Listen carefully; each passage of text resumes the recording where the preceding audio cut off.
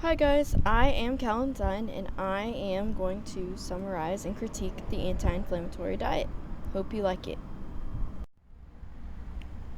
First off, the anti-inflammatory diet, which is similar to the Mediterranean diet, is said to decrease inflammation in rheumatic and other afflicted individuals. So, what even is inflammation? Inflammation is a natural process of your body in response to an injury or infection to help fight foreign invaders like bacteria, plant pollen, chemicals, or other things. However, some individuals suffer from unhealthy chronic inflammation from certain conditions like rheumatoid arthritis. As you can see here on the left, we have a normal joint, and on the right, we have an unhealthy inflamed joint, and it's due to an immune reaction which results in swelling. Unhealthy chronic inflammation, which is long-term inflammation, can develop from multiple conditions like rheumatoid arthritis, like we said before, lupus, which is also an autoimmune disease, heart disease, type 2 diabetes, and even some cancers. The anti-inflammatory diet claims to help reduce pain and inflammation in these afflicted individuals. From numerous sources, the diet states that many foods, such as refined carbohydrates like white breads, pastries, cookies, soda, fried foods like french fries, red meat like hot dogs, burgers, and steaks, and unhealthy saturated fats can obviously increase inflammation levels, while green leafy vegetables, fatty fish like mackerel and tuna, nuts, fruits and vegetables, and healthy fats help reduce pain and inflammation levels. Now, to me, it seems pretty obvious that the unhealthy foods mentioned above, like the french fries, soda, red meat, would increase inflammation, while the healthy foods like the vegetables, the fish, fruit, and the healthy fats would obviously decrease pain and inflammation. There are many compounds inside the healthy foods like omega-3s, calcium, vitamin C and D, antioxidants, anthocyanins, which are found in your red and purple fruits, that are great components of a healthy diet and can promote tissue repair, like in the inflammation, while the overconsumption of unhealthy foods could lead to organ and DNA damage. So, there are many claims and beliefs that nightshade vegetables like potatoes, tomatoes, eggplant, okra, bell peppers can cause flare ups in rheumatic patients and should be avoided and restricted with the anti inflammatory diet. They contain a glycoalkaloid called solanine, which can be toxic if consumed in high quantities.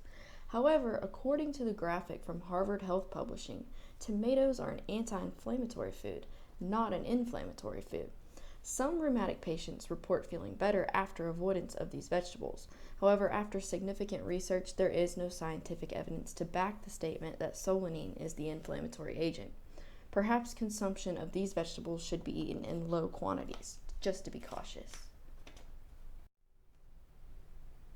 So, we've talked about all the anti inflammatory foods, but is there a specific diet that contains these foods? Well, as stated earlier, the Mediterranean diet is the most similar diet plan to the anti inflammatory diet. The anti inflammatory foods are highly emphasized, and the inflammatory foods are minimized. Not only does the Mediterranean diet help reduce inflammation, but the diet is also known to improve energy levels and increase agility and longevity. Who should follow this diet? Well, anyone who wants to eat healthier would definitely benefit from this diet. It is the staple of healthy eating. Many individuals with heart and autoimmune diseases, diabetes, Alzheimer's disease, and cancer would greatly benefit from this diet. As with any other diet, there are definitely pros and cons to the Mediterranean diet. The pros being in that it obviously decreases inflammation, like we've discussed.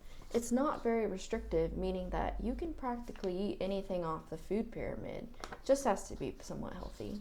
It also promotes healthy eating and a lifestyle change. The cons being that it can be costly, all the healthy foods sometimes add up, and it can be hard to follow if you're used to living on a more Western type diet.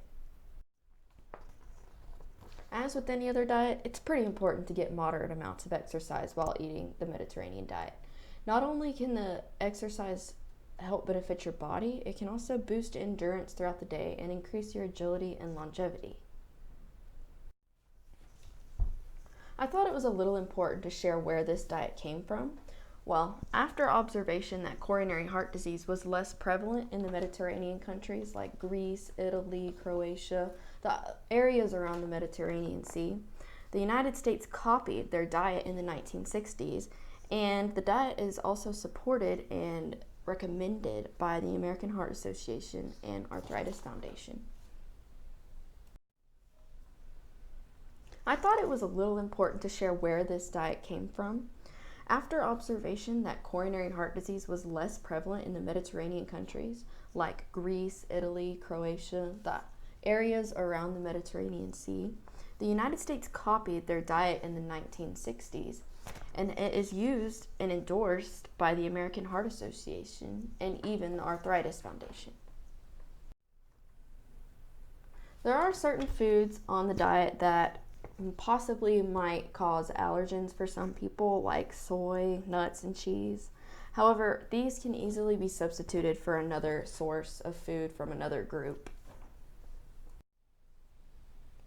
For anyone that actually wanted to try the Mediterranean diet, well, instead of, say, your chips, crackers, and ranch dip as your snack, you could substitute it with carrots, celery, and salsa.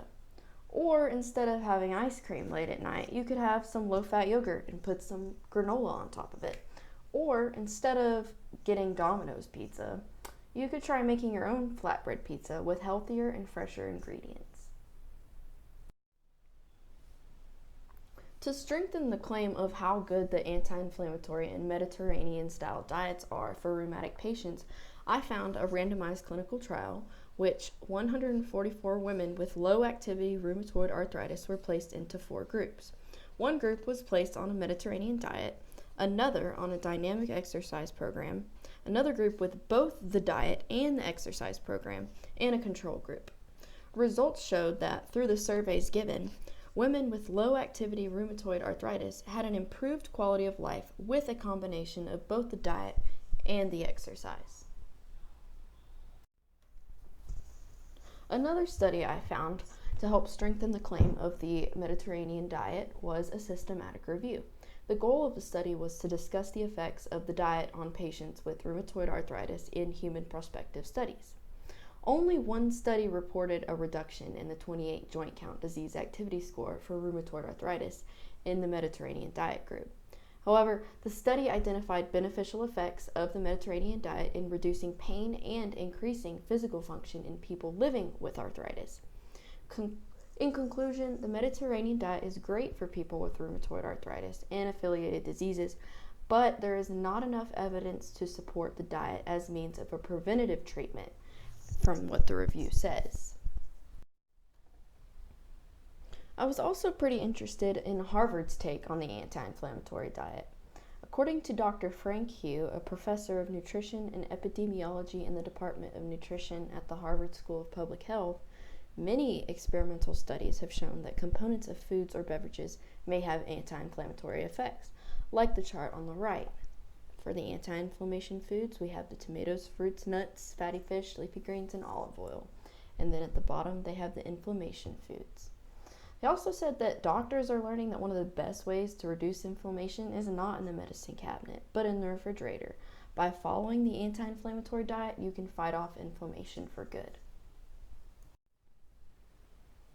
Overall, I believe that the Mediterranean diet can be beneficial for everyone. It's simple. It is high in nutritionally dense food while being low in unhealthy foods. It incorporates all the food groups and is exceedingly well balanced. From my research, there is evidence to support the idea that the diet, with moderate exercise, can also improve life conditions for individuals with rheumatic diseases, heart diseases, diabetes, and cancer. However, there is not significant evidence that elimination of nightshade vegetables from the diet of a patient with a rheumatic illness will be beneficial. However, some people report feeling better after avoiding them.